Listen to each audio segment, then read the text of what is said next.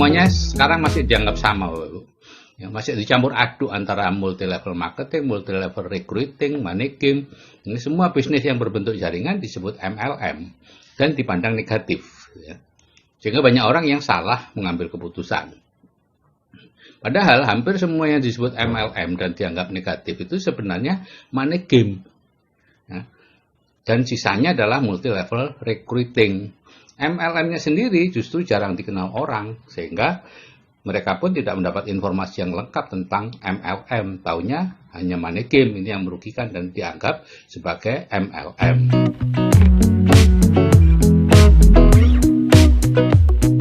Jadi yang disebut MLM itu apa?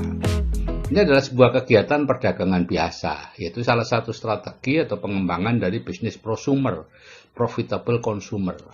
Jadi kalau di perdagangan konvensional itu ada grosir, distributor, itu membeli produk dalam jumlah besar ke pabrik dan menjualnya ke grosir yang lebih kecil, ke pengecer dan seterusnya. Pengecer menjual ke konsumen dan di setiap tingkat ada keuntungan yang didapat. Nah, di multi level marketing semua konsumen itu membeli langsung dari pabrik. Ya, kemudian di akhir bulan itu dikumpulin.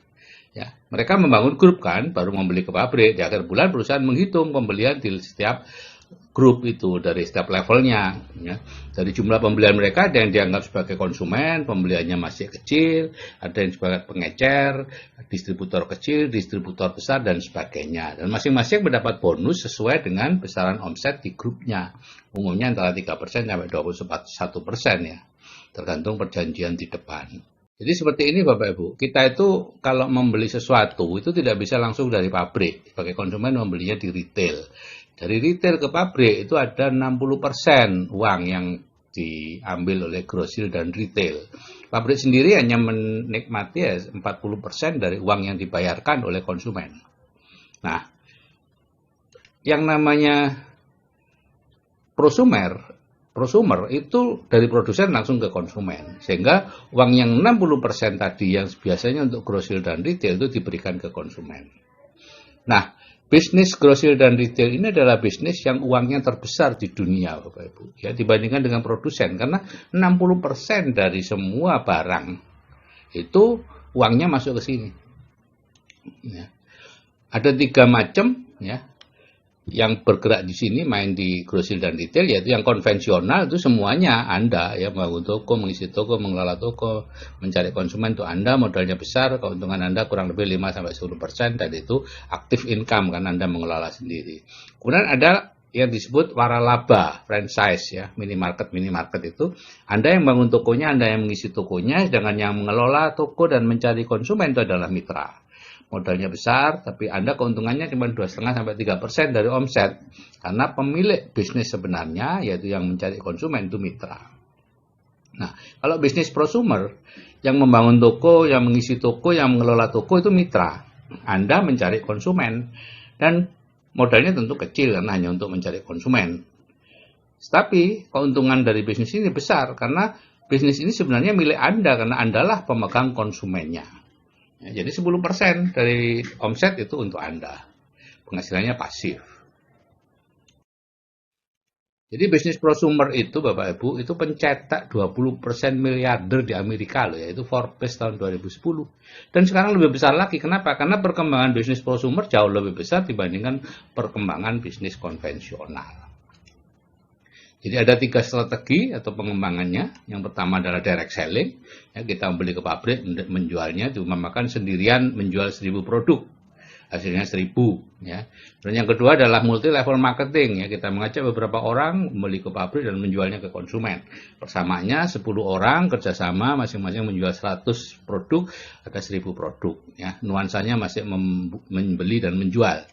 Ya, sehingga perlu ada tutup poin karena biasanya produknya tidak banyak ya, harus ada pembelian terus-menerus atau penjualan terus-menerus sehingga ada tutup poin, ada stokis. Nah, yang ketiga adalah pengembangan yang terakhir networking ya, kita mengajak banyak orang masing-masing memakai satu produk atau produknya ya. Biasanya produknya banyak di sini karena orang membeli hanya untuk memakai gitu ya. Nah, persamaannya 1000 kali 1 ya, lebih sulit untuk bangunnya tapi lebih stabil hasilnya. Nah, 3 ini, 1, 2, 3 ini menjadi satu sebetulnya, bergabung. Ya. Satu orang melakukan Ya direct selling, yang multi level marketing, ya networking gitu ya. Satu perusahaan juga biasanya ya ketiga ini ada semua di situ.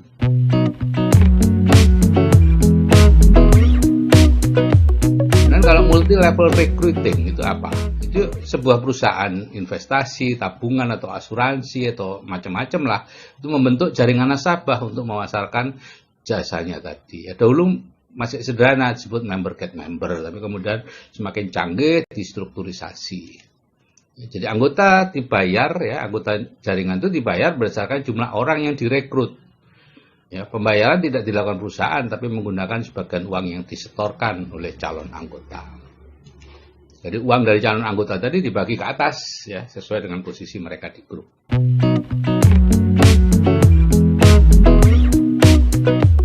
Kalau money game apa? Money game bisa berbentuk jaringan, bisa juga sistem agen. Ya, kita menyerahkan sejumlah uang dan dijanjikan mendapatkan uang atau barang atau jasa yang jumlahnya jauh lebih besar dibanding yang disetorkan. Ya, bungkusnya macam-macam, bisa investasi, umroh, hadiah mobil, kendaraan dan lain-lain. Yes. Jadi sebenarnya uang atau barang atau jasa yang kita terima itu berasal dari orang yang mendaftar setelah kita. Ya, di sini tidak ada investasi, tidak ada jual beli sesuatu ya, semata-mata uang diputar-putar. Jadi posisi peserta itu dalam kondisi tertipu atau dalam kondisi menipu. Ya, tertipu pada saat dia sedang menyetorkan uang dan menipu ketika dia sudah menerima uang, meskipun dia tidak menyadari. Karena apa? Skema asli ini dibuat oleh Charles Ponzi. Ya, karena itu disebut skema atau segitiga Ponzi. Gitu ya. Ini penipu tahun 1920-an. Jadi memang skema ini memang dibuat untuk menipu. Atau contohnya ya surat berhantai itu ya, sampai sekarang masih ada itu. Kemudian investasi seperti Pomas, Pendawa, investasi agrobisnis seperti Kisar, ada IT, sekarang banyak Kayu gitu ya. Itu meniru Kisar sebetulnya. Kalau Kisar itu bergerak di bidang sayur, kita berinvestasi sayur, nanti sayurnya akan dibeli lebih mahal dari umum. Kalau sekarang banyak Kayu, kita investasi kayu, nanti perusahaan membeli kayu lebih mahal. Berkali-kali lipat dari harga pasaran.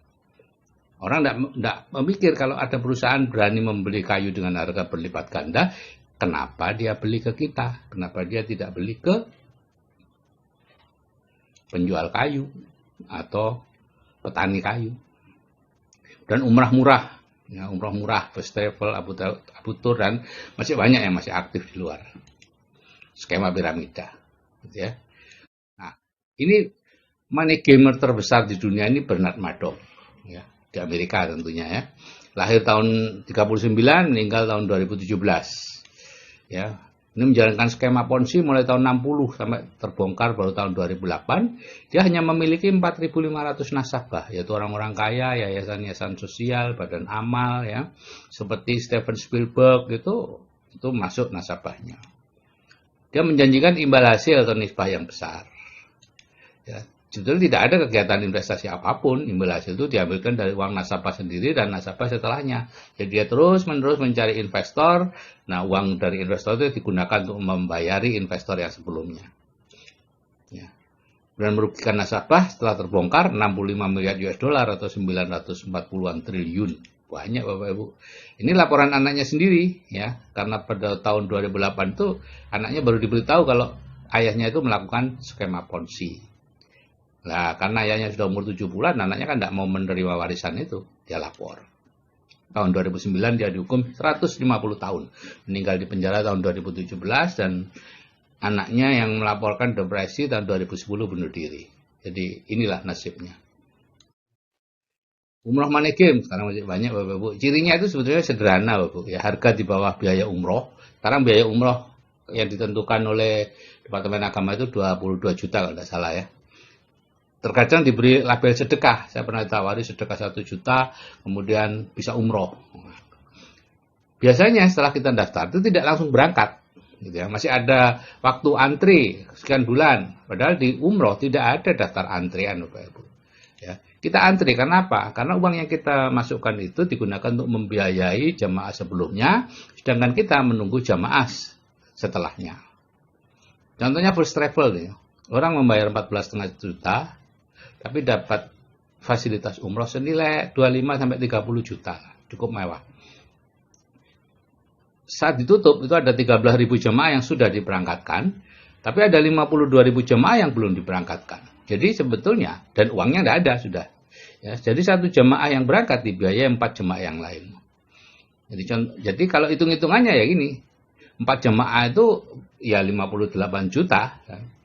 58 juta, kemudian yang terpakai 25 sampai 30 juta, berarti apa? 50% itu untuk penyelenggara. Sekarang masih banyak yang beroperasi Bapak Ibu ya. Semakin lama akan semakin banyak korbannya. Misalnya first travel ya, untuk memberangkatkan 52.000 jemaah, dia harus bisa menipu 4 kalinya ya, 208.000 jemaah. Dan seterusnya. Sebetulnya cara mengatasi umrah-umrah seperti ini mudah Bapak Ibu kalau memang niat gitu ya. Ya, Biro Perjalanan Umrah dilarang menerima pendaftaran baru sampai calon jemaahnya diberangkatkan berapa persen, mungkin separuh berangkat atau 75% berangkat, baru boleh menerima pendaftaran baru. Maka bisa dipastikan umroh Money Game akan tutup karena mereka sebetulnya tidak punya uang cash untuk memberangkatkan yang sudah terdaftar di tempatnya itu. Dia menunggu pendaftaran baru dari para jemaah. Kemudian konsep sistem piramida ini biaya pendaftaran anggota berikut paket produk sangat mahal. Ini seperti MLM gitu ya, harga jualnya tinggi, biasanya produk-produk ajaib, hasil penemuan baru, pengobatan eksotis dan sebagainya. Ya, sistem dilakukan menyerupai MLM, kadang 2 kaki, 3 kaki, 4 kaki gitu ya. Jadi ditentukan kakinya gitu ya, ada binary, 3 kaki dan lain-lain. Satu anggota boleh membeli lebih dari satu keanggotaan, disebut coupling. Semakin banyak akan semakin kemungkinan terima uangnya semakin besar. Imbalan diberikan berdasarkan tersusunnya satu jaringan berbentuk piramida. Program pemasarannya sulit ya, tidak sulit dimengerti ya, dan titik beratnya pada recruiting ya, bukan pada penjualan. Nah, MUI memberi fatwa tahun 2009 yang disebut Money Game adalah kegiatan penghimpunan dana masyarakat atau penggandaan uang dengan praktek memberikan komisi dan bonus dari hasil perekrutan atau pendaftaran mitra usaha yang baru atau bergabung kemudian. Dan bukan dari hasil penjualan produk atau dari hasil penjualan produk, namun produk yang dijual tersebut hanya kamuflase atau tidak mempunyai mutu atau kualitas yang dapat dipertanggungjawabkan. Jadi kalau definisi di atas dipakai, maka multi level recruiting itu dimasukkan dalam golongan money game dan tentunya diharamkan. Termasuk juga agen asuransi. Itu penghasilannya halal kalau tidak menggunakan model jaringan, di mana setiap orang mendapat komisi dari hasil kerjanya langsung. Itu sih sah-sah saja. Tapi begitu dibangunkan jaringan, maka akan masuk dalam definisinya fatwa MUI ini. Jadi Bapak Ibu, kita perlu memperhatikan dari mana asal uang yang Anda terima itu. Apakah uang itu berasal dari investasi, ya, Anda menyetorkan sesuatu, kemudian uang itu diinvestasikan dan Anda mendapatkan hasilnya, maka itu sah. Ya. Tinggal Anda berhadapan apakah investasi itu benar atau itu investasi bodong. Itu Anda sendiri yang risiko. Ya, ciri investasi bodong sebetulnya mudah. Kalau ada 3 kata, yaitu penghasilannya besar, hasilnya besar, cepat, dan aman, itu pasti tipu-tipu. Ya. Nah, kemudian yang kedua, apakah Anda mendapat uangnya dari jual beli produk di dalam jaringan itu? Kalau itu sah, ya. Prosumer bisa direct selling, multi level marketing atau networking, ya, tergantung model yang dipakai. Kalau pendapatan Anda dari setoran orang baru yang mendaftar, nah itu baru bermasalah, ya, multi level recruiting, money game. Jadi ini ada perusahaan angin surga yang menjanjikan keuntungan yang besar, tapi sebetulnya Anda dapatnya uang itu dari orang baru yang Anda ajak karena tertarik dengan keuntungan yang besar tadi itu. Keuntungannya itu sendiri belum ada, gitu ya. Seperti tadi investasi kayu dan lain-lain belum ada, masih 6-7 tahun yang akan datang, tapi Anda sudah dapat uangnya dari mengajak orang-orang berinvestasi. Tabungan juga begitu, tabungannya belum keluar, masih puluhan tahun itu keluar. Ya, karena masih harus dimasukkan dalam sistem macam-macam lah, ya, sehingga ada diperkirakan nanti dapat sekian. Itu masih lama, puluhan tahun. Yang dapat uang sekarang dari orang baru, karena Anda ajak, karena mereka tertarik dengan perusahaan angin surga itu. Ya. Jadi hati-hati Bapak Ibu menerima uang, apakah itu haram atau halal, karena ini kita gunakan untuk membiayai kehidupan anak-anak dan keluarga kita. Oke, saya akhiri sekian. Wassalamualaikum warahmatullahi wabarakatuh. Salam sukses dari saya dan jangan salah memilih.